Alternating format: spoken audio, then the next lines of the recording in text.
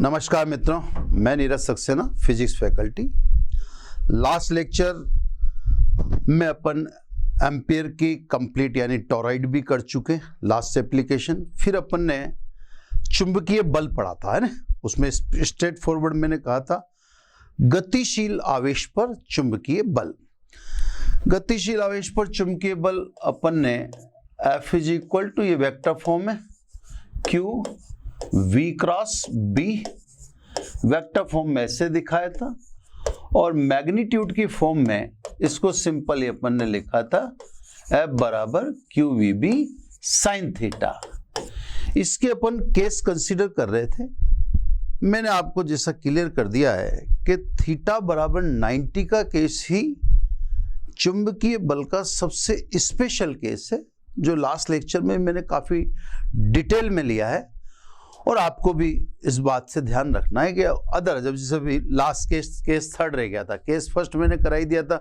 Case first में मैंने ले लिया था कि साहब केस फर्स्ट इसमें आ गया था कि if theta is equal to 0 degree और 180 डिग्री, इसमें साहब मैग्नेटिक फोर्स 0 है, ठीक है।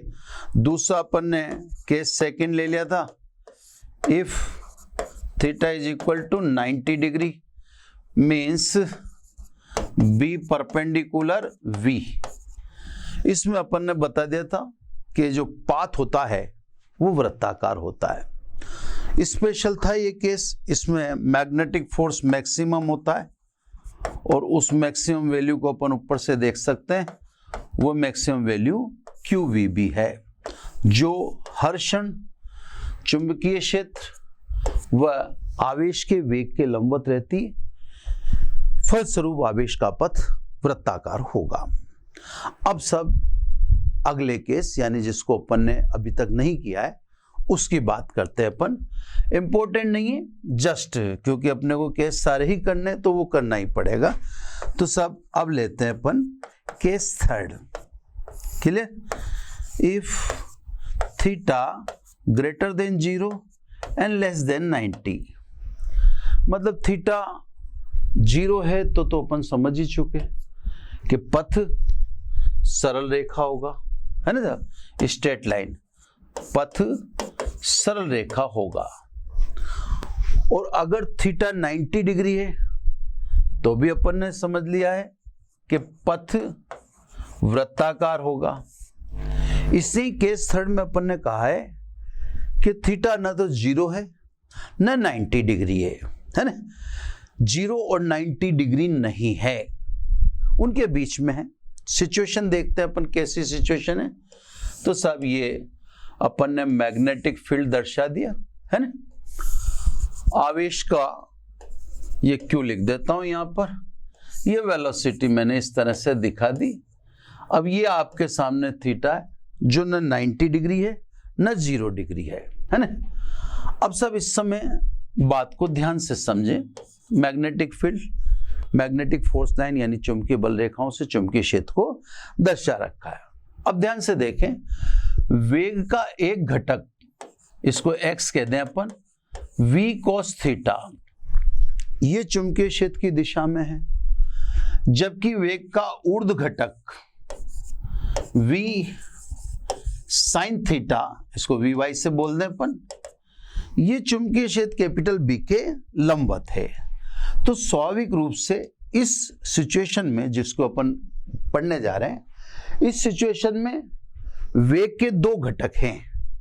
एक घटक V cos थीटा वह चुंबकीय क्षेत्र की दिशा में है, एक घटक V cos थीटा चुंबकीय क्षेत्र की दिशा में है। यानी वो किसको फॉलो कर रहा है? B पैरेलल V को फॉलो कर रहा है। कौन सा वाला घटक? V cos theta.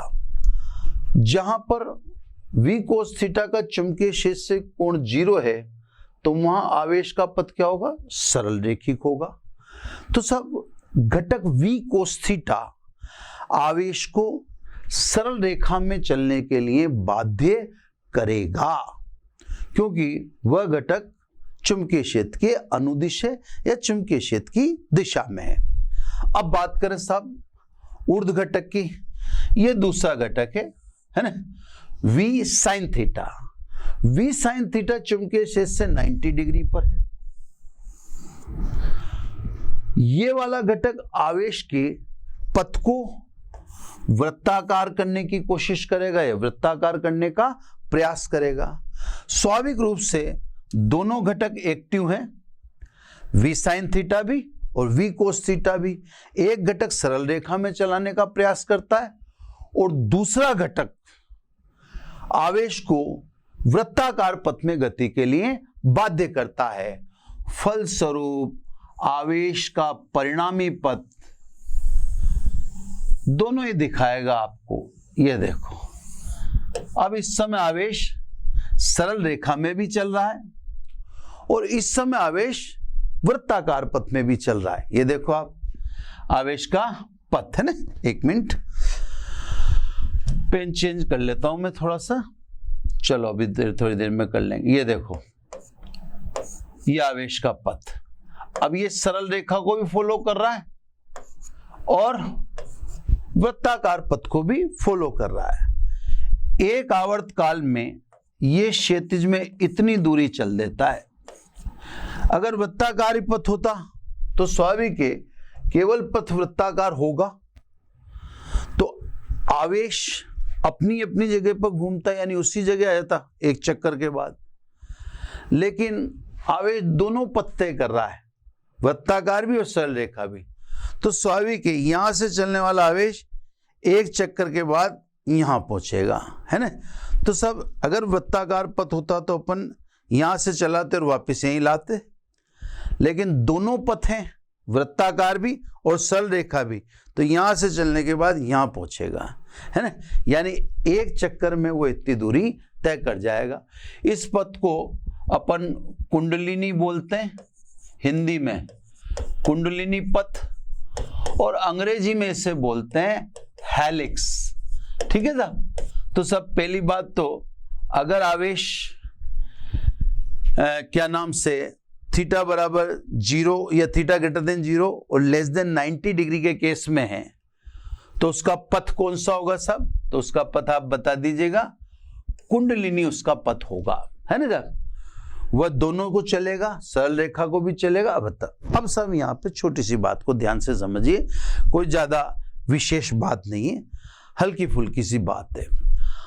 अब अगर आपको वृत्ताकार पथ से संबंधित बात करनी है तो ध्यान रखें, वृत्ताकार पथ का जिम्मेदार वह घटक है जो चुंबकीय क्षेत्र से कितने डिग्री पर है? 90 डिग्री पर। तो वृत्त से रिलेटेड कोई टास्क है या आप वृत्त से संबंधित कोई बात करें तो आप ध्यान रखना घटक Vy काम में लें। कैसे साहब? जैसे मान लो यहां पर आवश्यक अभिकेंद्रीय बल mVy²/r है ना, ये Vy है, इज इक्वल टू QVyB है ना। ये वृत्ताकार पथ का जिम्मेदार है ना।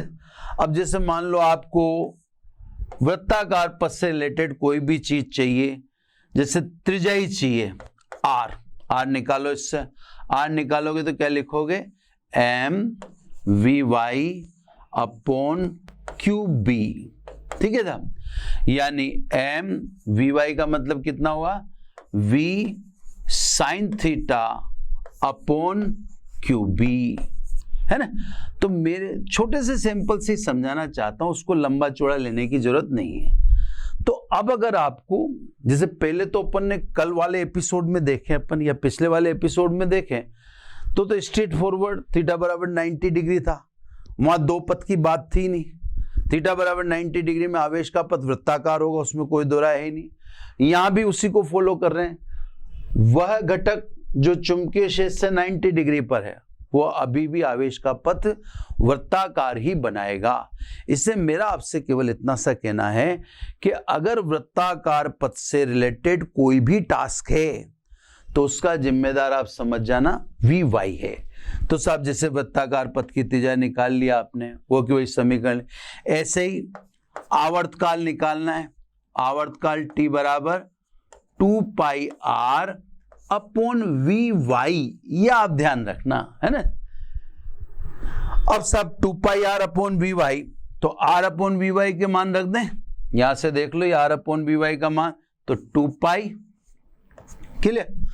अब वहां से देख लो, चाहे यहां से आर अपॉन वी वाई मतलब एम अपॉन क्यू बी, तो ये आर अपॉन वी वाई का मान रख दिया M upon Q B, clear साहब। तो साहब ये ज्यादा तो अपन उसको करें नहीं, सिंपल सिंपल सी 2 बातें मैंने आपको बता दी। लेकिन अब दूसरी बात है, अगर क्षैतिज से संबंधित कोई बात करना है, जैसे मान लो क्षैतिज परास आपसे पूछ ली, यहां लिख देता हूं, मैंने स्पेस मेरे पास है यहां पे, जैसे क्षैतिज परास पूछ ली, क्षैतिज परास है ना, क्षैतिज परास कह दो या चूड़ी अंतराल कह दो, है ना, चूड़ी अंतराल x, ये पूछ लिया आपसे, है ना, ये यहां से यहां आया, तो एक चूड़ी का जो अंतराल है या एक चक्कर में जो अंतराल क्रिएट हुआ x, ये पूछे आपसे। अब स्वाभाविक है ये वाली टास्क क्षैतिज दूरी से संबंधित है, और क्षैतिज का जिम्मेदार कौन है, क्षैतिज का जिम्मेदार है वी कोस थीटा, तो क्षैतिज वाली सारी चीजें आप किससे पूछेंगे, वी कोस थीटा से, क्लियर। जैसे अब आपने पूछा x बराबर क्या होगा साहब, V X into capital T, क्षैतिज में वेलोसिटी है ना, वी कोस थीटा, और एक चक्कर में लगा समय, एक चक्कर में लगा समय मतलब आवर्तकाल, तो वी एक्स को क्या लिखेंगे साहब, वी कोस थीटा, और टी की जगह क्या लिखेंगे आप, 2 पाई एम अपॉन क्यू बी। तो साहब कहने का मतलब थीटा बराबर 90 का जो केस है, सॉरी थीटा बराबर या थीटा ग्रेटर देन 0 और लेस देन 90 का जो केस है, इसमें वृत्ताकार से संबंधित बातें आप वी से पूछिए और क्षैतिज से संबंधित बातें वी एक्स से पूछिए। दोनों के मैंने वृत्ताकार के 2 सैंपल दिखा दिए, क्षैतिज का 1 सैंपल दिखा दिया, क्लियर सब। ये एफ बराबर क्यूवीबी साइन थीटा, यानी गतिमान आवेश पर चुंबकीय बल से संबंधित सभी केस हो चुके हैं।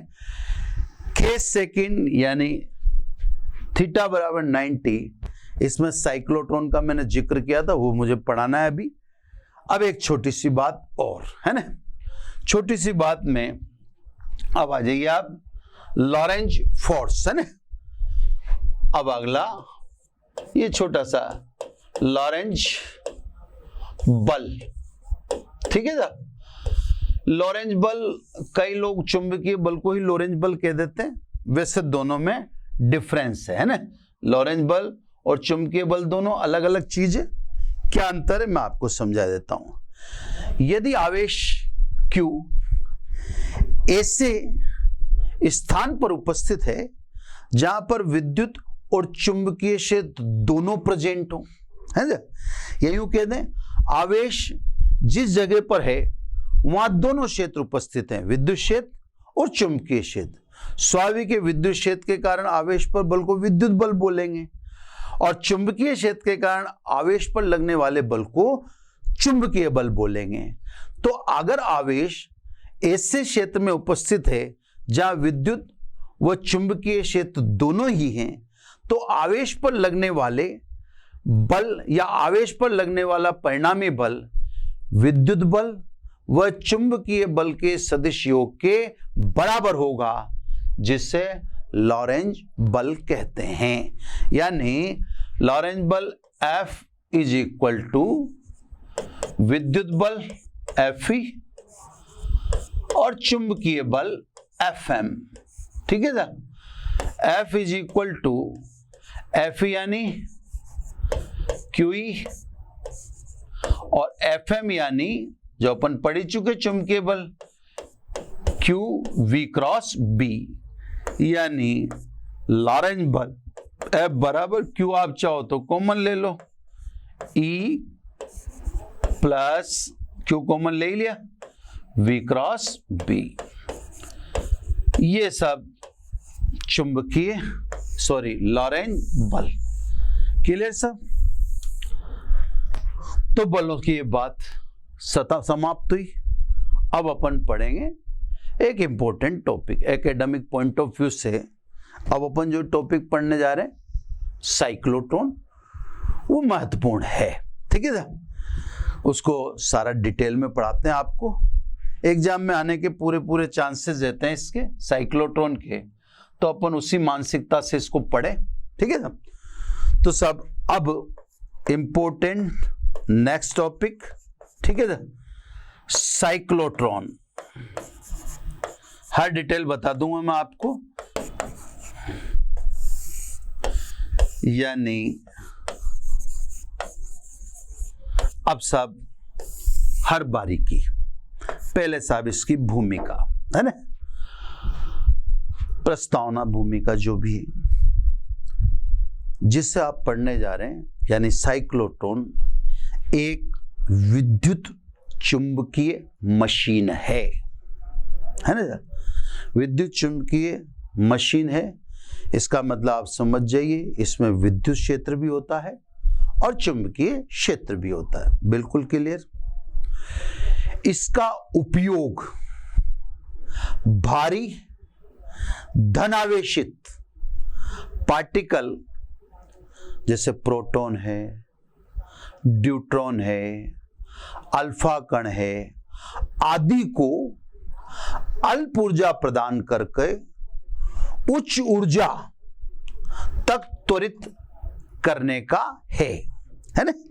यानी साइक्लोट्रॉन भारी धनावेशित कण प्रोटॉन, ड्यूट्रॉन, अल्फा कण आदि को अल्प ऊर्जा प्रदान कर उच्च ऊर्जा तक त्वरित करने का काम करता है।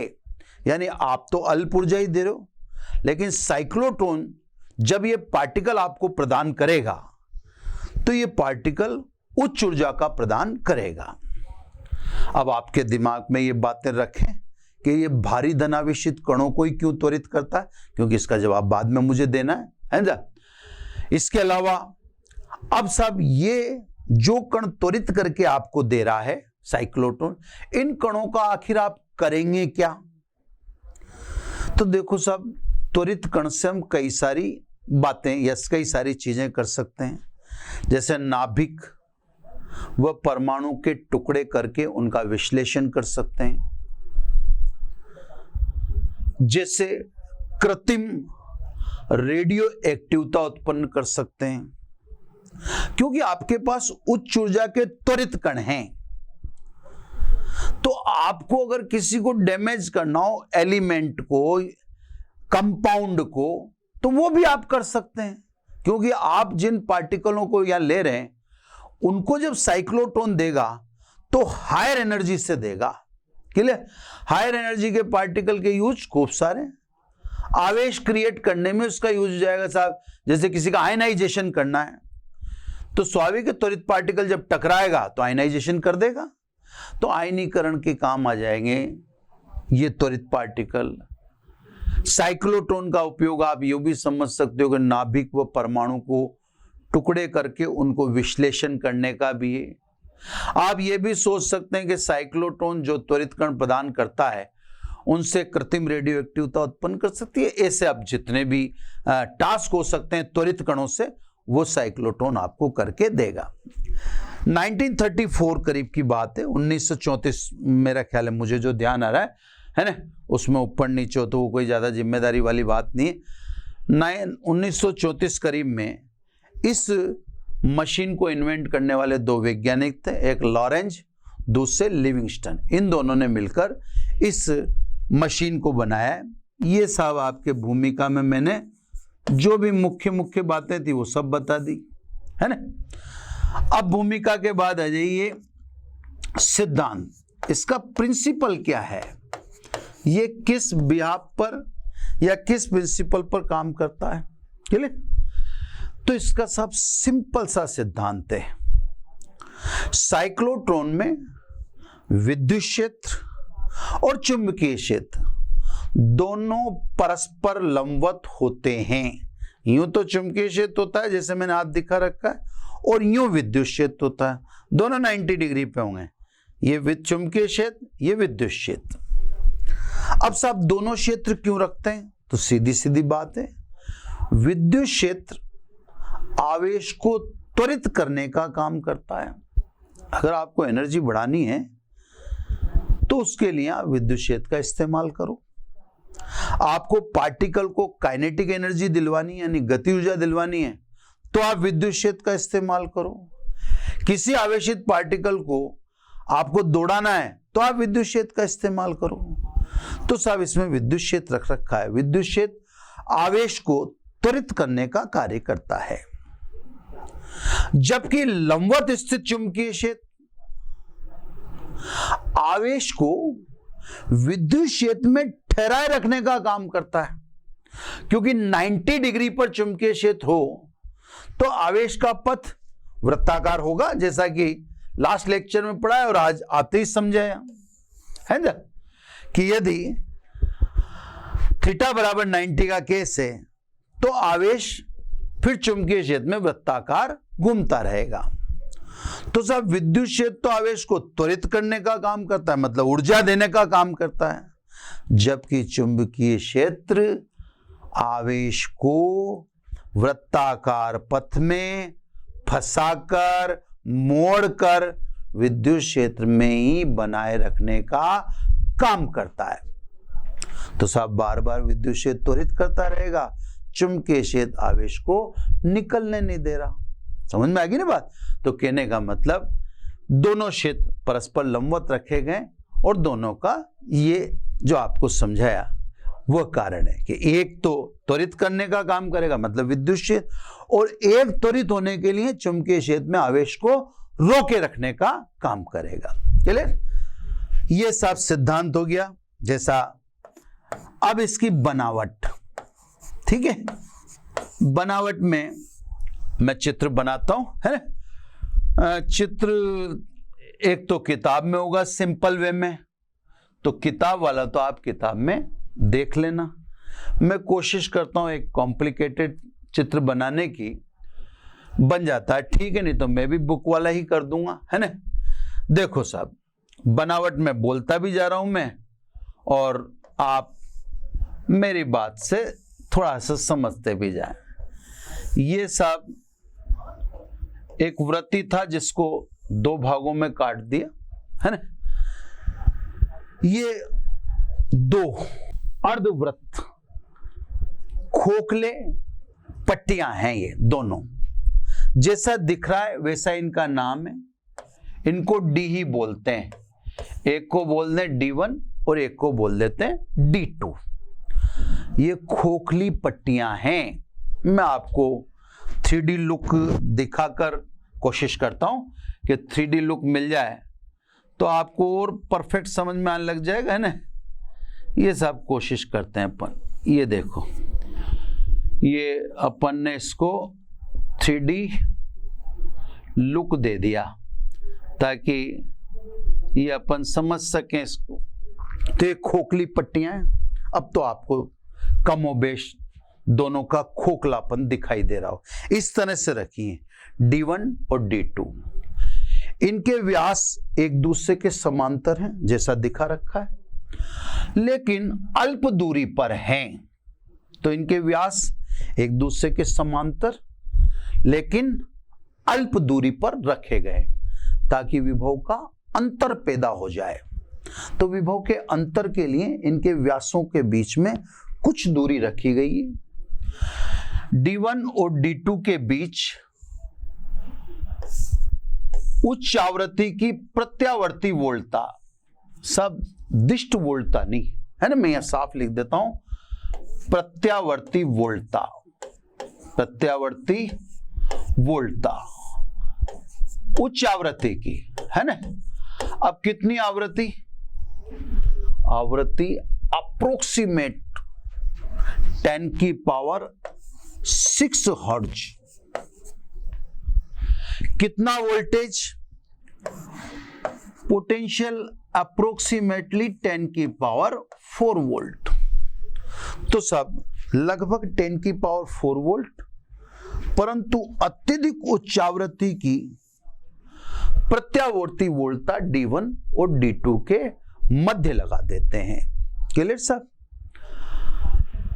इन खोखली पट्टियों के अंदर अत्यधिक उच्च निर्वात रखा जाता है।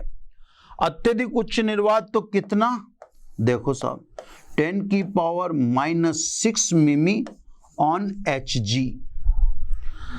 मतलब आप यूं समझ लो 10⁻³ मिमी पर्याप्त होता है, लेकिन साइक्लोट्रॉन के अंदर जो वैक्यूम रखा गया है वो हाई 10⁻⁻6 मिमी मरकरी पर। इतना हाई वैक्यूम इसलिए रखते हैं कि अगर मान लो हम जो पार्टिकल अभी त्वरित करेंगे, ये पार्टिकल जहां से छूटेंगे वो ये रहा, ये आयन स्रोत है ना, इसको मैं लिख देता हूं, आयन प्रदान करेगा यहां से ना, ये आयन स्रोत, यहां से आयन छोड़ेंगे अल्प ऊर्जा देकर, अभी सब समझा दिया जाएगा आपको। तो यहां से आयन छोड़ेंगे है ना, तो आयन को अल्प ऊर्जा देकर छोड़ेंगे थोड़ी सी, क्लियर। फिर विद्युत क्षेत्र और चुंबकीय क्षेत्र अपना काम करेंगे, वो आपको भी सब समझाया जाएगा स्टेप बाय स्टेप, है ना, एक साथ नहीं।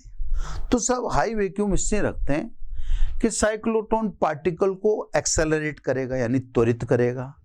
जब साइक्लोट्रॉन पार्टिकल को त्वरित करेगा और ऐसे में कोई भी एयर पार्टिकल अगर अंदर रह जाता है तो त्वरित कण उस एयर पार्टिकल को टकराकर अपनी ऊर्जा खो देगा।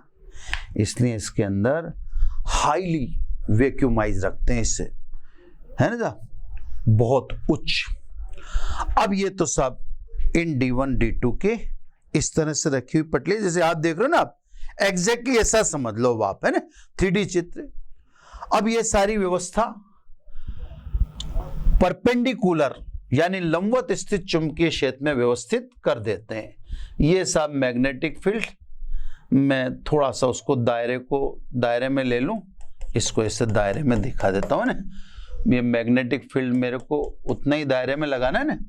तो ये सब यहां से समझो आप, ये चुंबकीय क्षेत्र N और ये चुंबकीय क्षेत्र S, ठीक है ना। तो ये उच्च चुंबकीय क्षेत्र के लंबवत ये व्यवस्था रख दी जाती है, जिसे D1 D2 के रूप में बताया गया। ये सब मैग्नेटिक फील्ड बता दूं N से S की तरफ, यानी ये नीचे की तरफ चुंबकीय क्षेत्र, है ना। कोशिश मैं बेहतर से बेहतर कर रहा हूं ताकि आपको चित्र समझ में आ जाए। तो मेरा ख्याल अभी तक तो परफेक्ट ही चल रहा होगा। ये तो सब इसकी बनावट। अब आ जाओ वर्किंग, है ना। तो वर्किंग में पहले इस चित्र को कंप्लीट कर लूं। इसमें हाथ के नियम का इस्तेमाल कर कर आपको पार्टिकल को घुमाना पड़ेगा। तो वर्किंग में नेक्स्ट पेज पे समझाऊंगा, पर चित्र यहां पर कंप्लीट कर जाता हूं, फिर मैं अभी आपको ये सब रीजन बता दूंगा। मैंने ये जो बना रहा हूं मैं, ऐसे क्यों कर रहा हूं, वो हर चीज का अभी मैं आपका क्लियरिफिकेशन देने वाला हूं अगले पेज पर, क्योंकि अब ये पेज क्लोज करूंगा। यहाँ एक विंडो है जहां से पार्टिकल निकलवा रहे हैं अपन, ये विंडो, ये पार्टिकल निकलवा दिया और यहाँ आपने टारगेट रख दिया जिस पर ये त्वरित पार्टिकल आपने आपतित कर दिया, ठीक है ना। ये पार्टिकल के जो मूवमेंट की डायरेक्शन है वो मैं क्लियर दिखा देता हूं। ये मूवमेंट की डायरेक्शन इंपॉर्टेंट है, वो अब मैं आपको बताता हूं, हाथ के नियम से बनाई गई है ना। ये देखो, ये चुंबकीय क्षेत्र नीचे, पार्टिकल छोड़ा तो पार्टिकल को इधर ही ले जाना पड़ेगा, क्योंकि सेंटर इधर रखिए ना, सेंटर इधर है, ये फिंगर के, ये पेन के यहाँ सेंटर है, तो ये इसके अराउंड तभी घूमेगा ना जब मैं इधर की तरफ छोड़ूं। तो ये देखो इधर की तरफ छोड़ के दिखाया, क्योंकि मैग्नेटिक फील्ड नीचे है। तो आप जब साइक्लोट्रॉन का कोई से भी चित्र देख रहे हो तो आप ध्यान रखना कि बल सेंटर की तरफ होना चाहिए। देखो इधर से भी देखोगे तो ये आवेश इधर है, सेंटर की तरफ, इधर से देखोगे तो भी सेंटर की तरफ, तो बल सेंटर की तरफ होना चाहिए, यानी आयन स्रोत इसका सेंटर है। तो ये सब मैंने सेंटर की तरफ रखते हो, ये देखो इन पार्टिकल। अब आप सोचिए पार्टिकल ऐसे दिखा दें, गलत हो जाएगा चित्र, वो गलत माना जाएगा। लेकिन अब आपको जो किताबें दिखा रही हैं वो क्रॉस में दिखा रही होंगी, चाहे डॉट में दिखा रही होंगे, आप तो बस ये देखना कि आवेश जिधर जा रहा है उसका सेंटर बल सेंटर की तरफ होना चाहिए। तो अब जैसे मान लो किसी ने चुंबकीय क्षेत्र ऊपर दिखा रखा हो, तो वो आवेश को इधर चलाएगा, फिर वो यूं चलाएगा, उल्टा चलाएगा अपने से, है ना, क्योंकि उसका फिर बल इधर सेंटर की तरफ होना चाहिए, है ना। तो वो हाथ के नियम। चलो सब, ये चित्र तो मैंने यहाँ कंप्लीट कर दिया। अब मैं कार्य प्रणाली समझाऊंगा और कार्य प्रणाली के दौरान ये सब बातें आपके सामने ला दी जाएंगी, है ना। तो सब अब आते हैं वर्किंग में। वर्किंग इसकी इंपॉर्टेंट है। तो सब क्या कार्य प्रणाली कैसे वर्क करता है। तो अब अगला फेनोमेना कार्य प्रणाली, है ना, वर्किंग। ये ध्यान से समझना सब, इसी में बात है। देखो सब ध्यान से, मेरे को बार बार पीछे अगले पन्ने पर चेंज करते रहना पड़ेगा ना, क्योंकि वो मैं जो है कंसेप्ट उधर छोड़ के आया हूं, तो वहां से इधर आना पड़ेगा। देखो सब, हमने प्रत्यावर्ती वोल्टता आरोपित की है ना। प्रत्यावर्ती वोल्टता के कारण D1 और D2 के बीच विद्युत क्षेत्र की ध्रुवता, मतलब पोलैरिटी, प्रत्येक अर्ध आवर्त काल में परिवर्तित होती रहती है। ध्यान से सुनना आप। आरोपित या D1 D2 के मध्य आरोपित प्रत्यावर्ती वोल्टता के कारण D1 व D2 की ध्रुवता प्रत्येक अर्ध आवर्त काल में परिवर्तित होती रहती है। इस अर्ध आवर्त काल में ही आवेश का अर्ध परिधि तय करना आवश्यक है। इस अर्ध आवर्त काल में जैसे पोलैरिटी चेंज होगी, वैसे आवेश की अर्ध परिधि पूरा करना जरूरी है। अब कैसे साहब, ध्यान से समझें, है ना। ध्यान से समझे, मैं साहब दो सिचुएशन से समझाता हूं, है ना। किसी क्षण, पहले किसी क्षण की बात करते हैं, है ना। यह आपका D1 और D2, ठीक है, ये D1 और ये D2, ठीक है। छोटा बड़ा बन गया होगा, उससे कोई फर्क नहीं पड़ता, है ना। वो मैं दोबारा बनाऊंगा तो बन सकता। अब सब मान लीजिए किसी क्षण D1 की ध्रुवता धनात्मक है और D2 की ऋणात्मक है। उसी क्षण धन आवेश विभवांतर के कारण त्वरित हो D1 से D2 में प्रवेश करेगा, पॉजिटिव से नेगेटिव। गैप पार कर लिया, गैप में विभव का अंतर है, विभव का अंतर आवेश पर कार्य करता है। अपन जानते हैं विभवांतर द्वारा किया गया कार्य W बराबर QV। तो देखो विभवांतर ने कार्य कर दिया, और हम जानते हैं विभवांतर द्वारा किया गया कार्य आवेश को गतिज ऊर्जा देगा। एक मिनट, है ना। विभवांतर द्वारा किया गया कार्य आवेश को गतिज ऊर्जा प्रदान करेगा, हाफ mv², है ना साहब। कैपिटल V विभवांतर के लिए और स्मॉल v को मैंने वेलोसिटी के लिए। तो स्वाभाविक है विभवांतर ने कार्य कर दिया, आवेश त्वरित हो गया। अब देखो ये आवेश आधा चक्कर लगाएगा, है ना। चुंबकीय क्षेत्र इसको निकलने नहीं देगा। चुंबकीय क्षेत्र तो इसके पथ को किस में मोड़ देगा, वृत्ताकार बी में T बराबर T/2 पर अर्ध आवर्त का आधा चक्कर हो गया। आधा चक्कर हो गया क्या मतलब, अर्ध आवर्त काल। अब अर्ध आवर्त काल में पोलैरिटी चेंज हो जाएगी, है ना। वही दिखा रहा हूं मैं आपको, ये पोलैरिटी चेंज हो जाएगी। ये D1, ये D2, आपने अल्टरनेटिंग लगा रखी है, तो पोलैरिटी अब ये हो जाएगी नेगेटिव और ये हो जाएगी पॉजिटिव, ठीक है। आपका आवेश भी अर्ध परिधि तय करके कहां आके खड़ा हो चुका है, यहां आके इस जगह आके खड़ा हो चुका है। दिक्कत है, खड़ा नहीं होना चाहिए। अगर वो आके खड़ा हो चुका है तो फिर आपके सारे इरादों पर पानी फिर जाएगा, फिर साइक्लोट्रॉन सफल नहीं होगा। वो खड़ा रह गया तो अपनी ऊर्जा खो दी।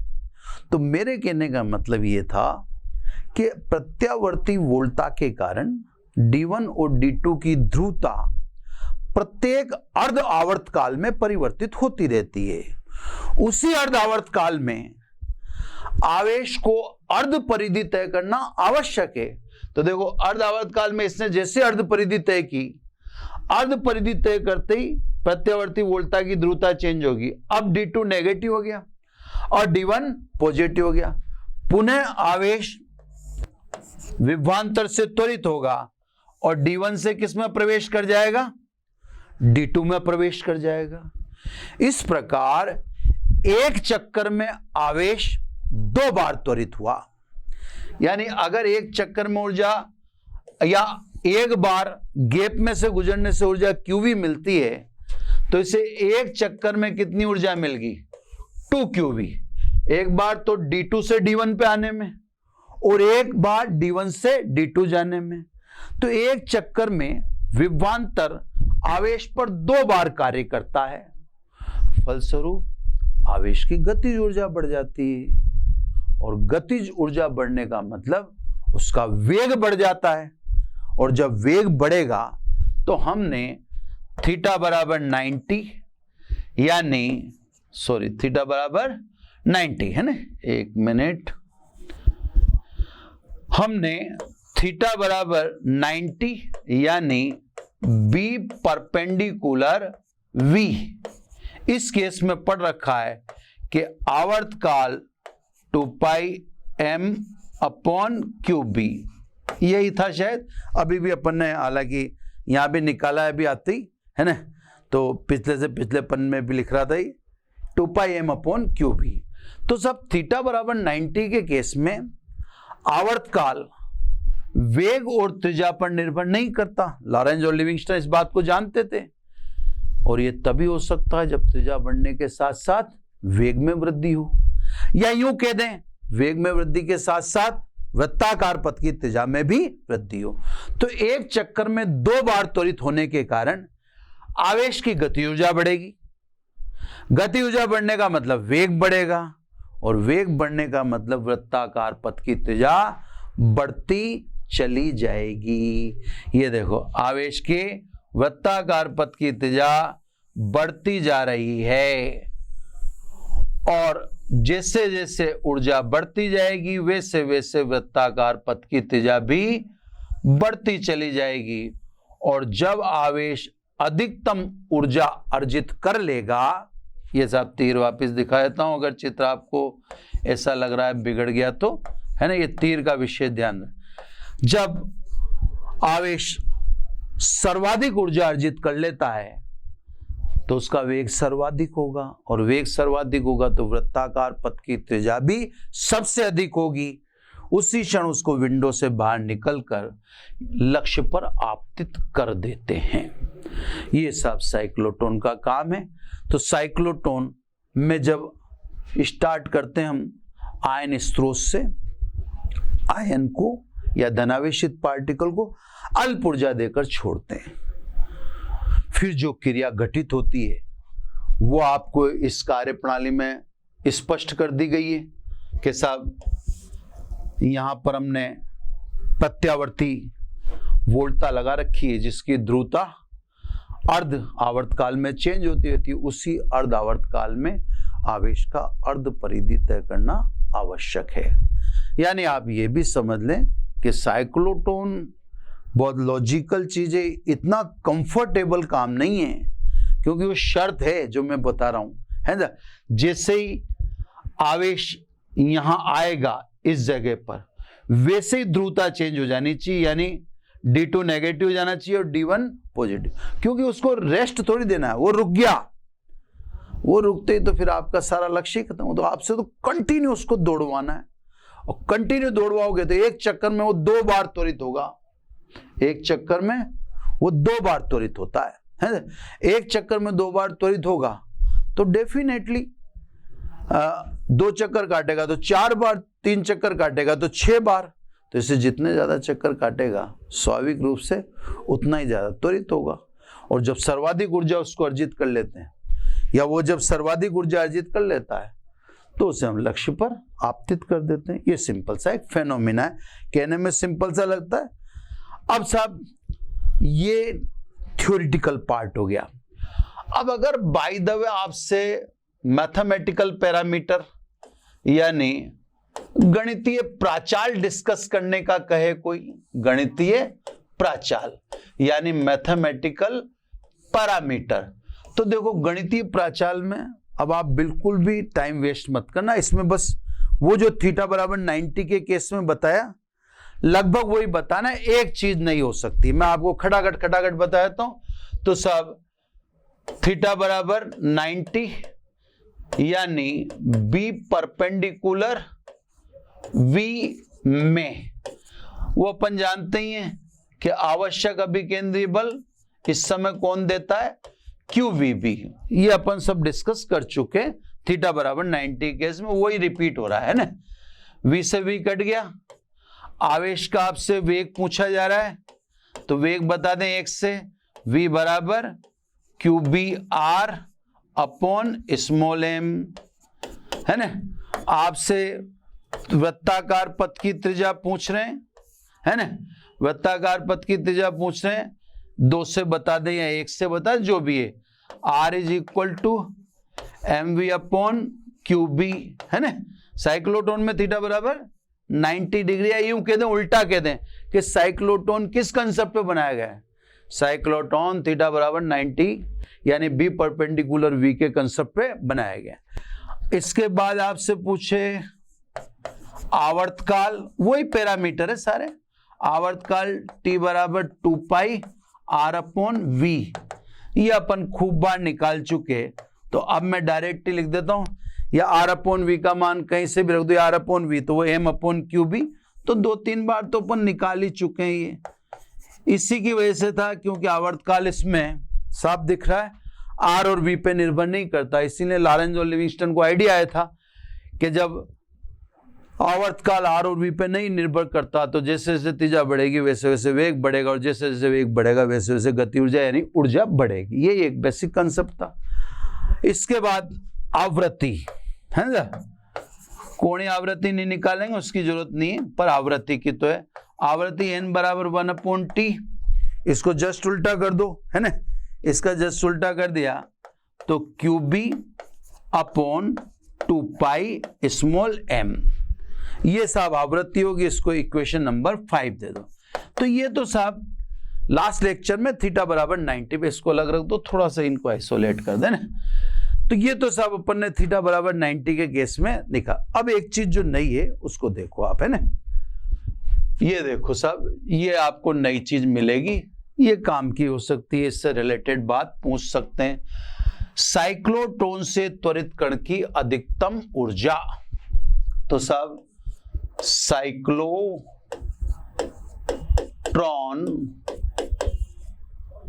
से त्वरित कण की अधिकतम ऊर्जा, है ना, अधिकतम ऊर्जा, ये चीज थोड़ा अलग है उससे। इसको अभी लिख दे पर, E maximum is equal to half M V maximum. V maximum को स्मॉल एम ही बता देना, वी मैक्सिमम स्क्वायर। अब वी मैक्सिमम का मान आप यहां से रखोगे, देखो मैं आपको दिखा देता हूं, है ना। ये रहा वी मैक्सिमम का मान, यहां से रखोगे। अब क्यू बी एम तो कांस्टेंट है, वी मैक्सिमम है तो स्वाभाविक है तभी है जब आर क्या होगा, मैक्सिमम होगा, यानी वृत्ताकार पथ की त्रिज्या अधिकतम होगी, उसी समय वेग अधिकतम होगा। तो देखो लिखता हूं मैं यहां पर, है ना, यानी E maximum is equal to half M. V maximum की वैल्यू अपने को क्या रखनी है, यहां से देख लो, Q B R maximum upon M, है ना। क्यू, अच्छा स्क्वायर लगाना है, क्यू बी आर मैक्सिमम लिख दूं साहब, है ना, अपॉन कितना था, ध्यान नहीं रहा मेरे को, Q B R maximum upon M, है ना, का होल स्क्वायर, ठीक है, यानी E maximum is equal to 1/2, एक एम से एम कट जाएगा, बाकी देखो क्यू का स्क्वायर हो गया, बी का स्क्वायर हो गया, आर मैक्सिमम का स्क्वायर हो गया, और अपॉन में एम स्क्वायर होता है, उसकी जगह एम रह गया। तो सब साइक्लोट्रॉन से त्वरित कण की अधिकतम ऊर्जा इतनी होगी। अब ऊर्जा के ये कैलकुलेशन अपन ऊर्जा का मान दूसरे तरीके से निकाल सकते हैं। कैसे? अपन जानते हैं एक चक्कर में कण 2 बार D1 और D2 के बीच का गैप पार करता है, जिसके बीच विभवांतर अपन मान लेते हैं V, आवेश मान लेते हैं अपन Q। एक बार विभवांतर द्वारा किया गया कार्य QV होता है, जैसा मैं आपको दिखा भी चुका हूं। एक बार विभवांतर द्वारा किया गया कार्य QV होता है। एक चक्कर में 2 बार आप इस अंतराल से गुजरोगे तो विभवांतर 2 बार कार्य करेगा। आवेश Q है और D1 D2 के बीच विभवांतर V है, तो 2 बार कार्य करने के कारण ऊर्जा कितनी होगी? 2QV। अब ध्यान से समझना साहब, है ना, ये दूसरे तरीके से कहा तो साहब एक चक्कर में 2QV ऊर्जा मिली, है ना। यदि आवेश कुल n चक्कर लगाता है तो अब कैपिटल N चक्कर लगाता है तो कुल ऊर्जा कितनी? एक चक्कर में 2QV, तो N चक्कर में इतनी।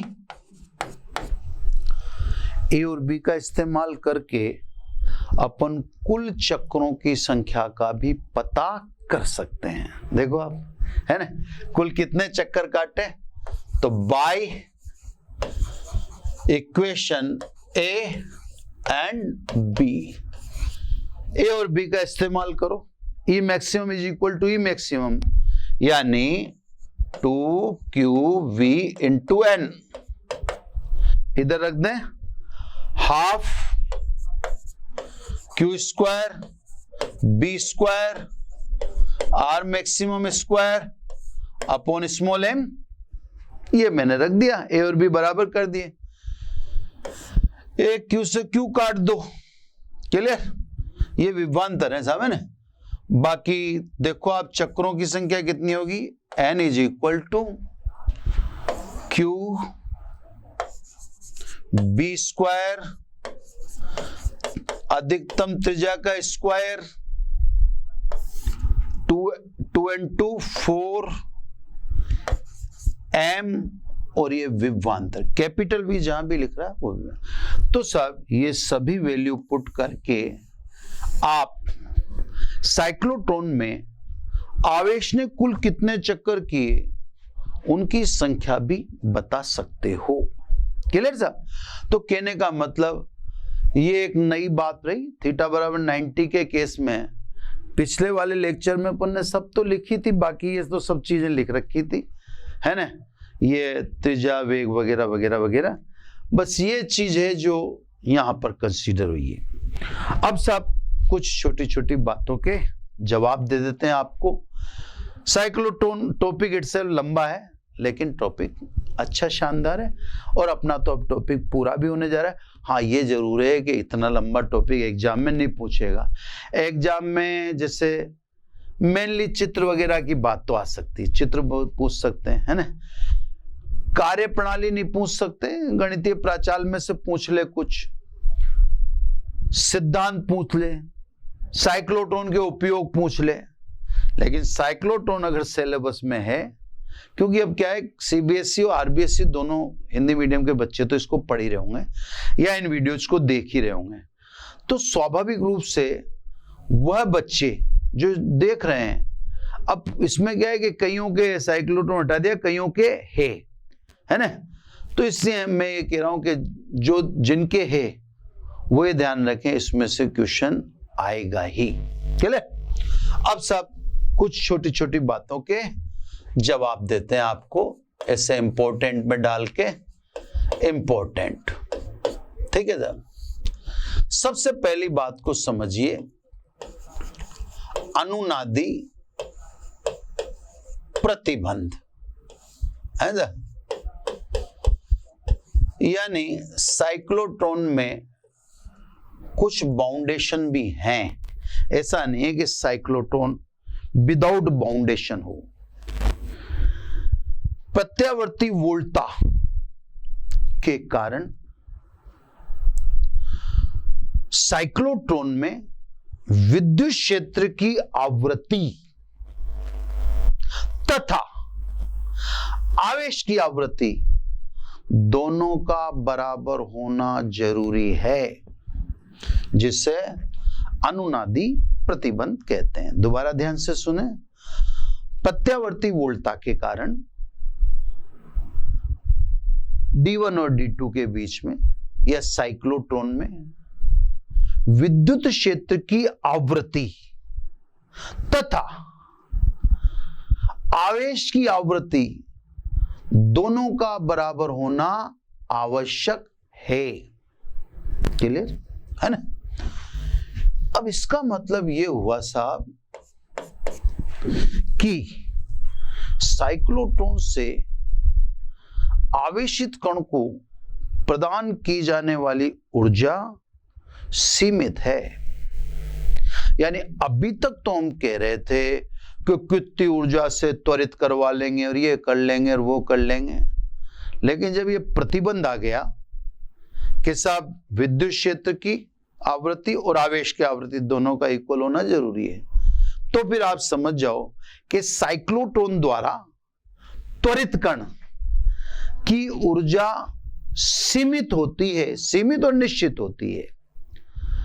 यानी एक ऊर्जा से अधिक आप साइक्लोट्रॉन को या साइक्लोट्रॉन से पार्टिकल को त्वरित नहीं करवा सकते। कैसे साहब? तो आइंस्टीन के सापेक्षिकता के सिद्धांत से, है ना, तो सब सापेक्षिकता के सिद्धांत से बात को समझना सब, है ना। एम काइनेटिक है ना, is equal to M static upon 1 minus v square upon c square. ये सब सापेक्षिकता का सिद्धांत है। द्रव्यमान के लिए अपन ने लिख दिया गतिशील अवस्था में द्रव्यमान, स्थिर अवस्था में द्रव्यमान upon 1 minus v square root 1 minus v square upon c square, है ना साहब। अब देखो, यदि ध्यान से समझना sir, v much much less than c है तो v square upon c square approximately equal to 0, क्योंकि v बहुत छोटा है। इस स्थिति में m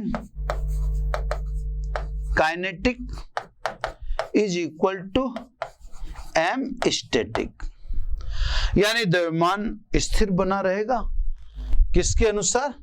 सापेक्षिकता के सिद्धांत के अनुसार। बात को समझिएगा, है ना, बड़े मजेदार बात है, ज्यादा लंबी नहीं पर ठीक है ना। तो सब सापेक्षिकता के सिद्धांत, ये नेग्लिजिबल हो गया यानी 0 हो गया, तो m kinetic is equal to m static.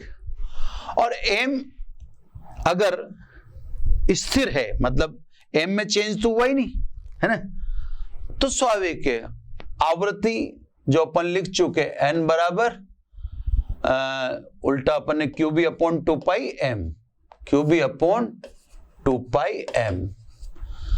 QB और 2 पाई तो कांस्टेंट है, यहां पे साफ दिख रहा है n is proportional to inversely proportional to. तो यहां पे साफ दिख रहा है कि जब v much much less than c है उस समय तो द्रव्यमान स्थिर है, तो आवृत्ति स्थिर है। आवृत्ति स्थिर है तब तो अपन कह देंगे कि साहब अन्नादि प्रतिबंध फॉलो हो रहा है, उसका ओबे हो रहा है, उसका अनुसरण हो रहा है, और अन्नादि प्रतिबंध का अनुसरण हो रहा है तो साइक्लोट्रॉन की शर्त है, साइक्लोट्रॉन वर्क करेगा। लेकिन अगर आप कहते हैं कि आवेश का वेग और बढ़ाओ, है ना, अगर आपने आवेश का वेग बढ़ाया, v बढ़ाया, v बढ़ाते ही फिर जैसे वेग v को अत्यधिक उच्च करने से, अत्यधिक उच्च करने पर, अब जब आपने ये सिचुएशन नहीं रखी, वेग बढ़ा दिया, तो उच्च करने पर गतिशील अवस्था यानी m kinetic is not equal to m static.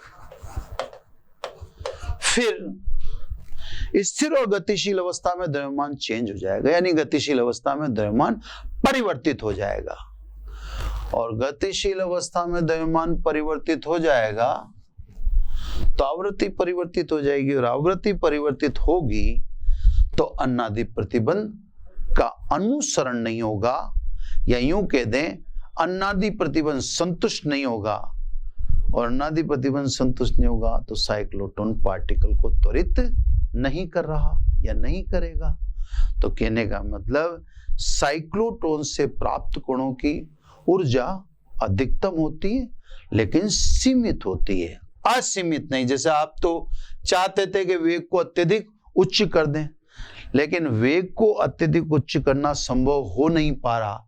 ऐसा करते ही द्रव्यमान चेंज हो जाता है, और द्रव्यमान चेंज होते ही आवृत्ति चेंज हो जाती है, और अपन जानते हैं शर्त ये पूरी होना जरूरी है जिसको अन्नादि प्रतिबंध कह रहे हैं कि साहब प्रत्यावर्ती वोल्टता के कारण प्रत्यावर्ती विद्युत क्षेत्र की आवृत्ति व आवेश की आवृत्ति का समान होना आवश्यक है।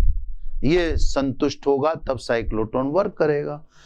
फिर वेग उच्च करने पर, ऊर्जा बहुत अधिक करने पर आवृत्ति चेंज हो जा रही है, तो फिर अन्नादि प्रतिबंध संतुष्ट नहीं हुआ।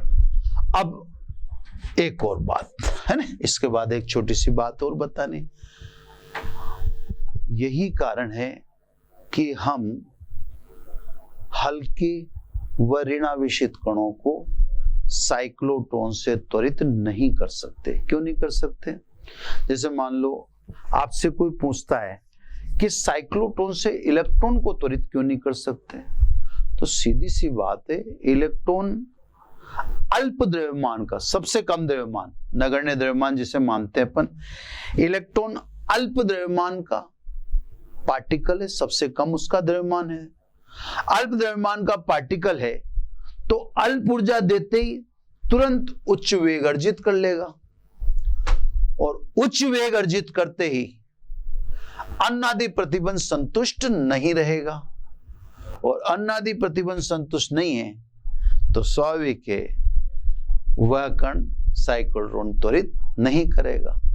तो सब साइक्लोट्रॉन से हल्के जो तेजी से उच्च ऊर्जा प्राप्त कर लेते हो या तेजी से उच्च वेग प्राप्त कर लेते हो, वह कण और इलेक्ट्रॉन दोनों को ही त्वरित करना संभव नहीं है।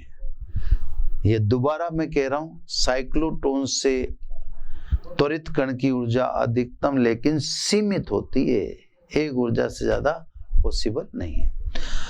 लास्ट है साइक्लोट्रॉन का, लास्ट है, बाकी तो अभी टॉपिक और में है ना।